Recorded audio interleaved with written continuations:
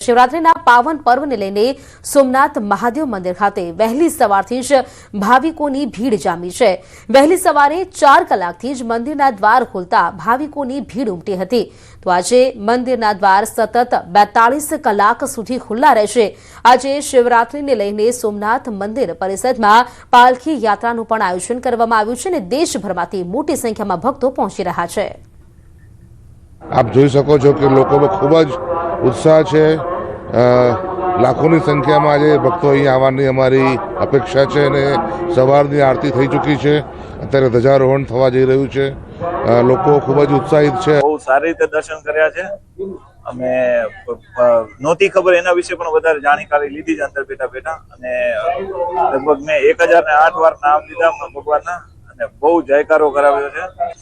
આજે શિવરાત્રીના દિવસે દર્શન કરવા આવે બધી બહુ વ્યવસ્થા બહુ સરસ છે અને એટલી બધી ભીડ છે પણ છતાં અમને આરામથી સરસ દર્શન થઈ ગયા છે અને મારું તો એવું જ કેવું છે કે દર વર્ષે એકવાર શિવરાત્રીમાં અહીંયા આ જ્યોતિર્લિંગમાં દર્શન કરવા બધાને અવશ્ય આવવું જ જોઈએ।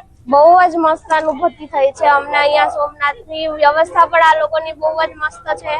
આજનું બધી જાતની વ્યવસ્થા ટ્રાફિક બી એટલો બધો છે પણ કોઈ અડચણ નથી થઈ અમને લોકોને।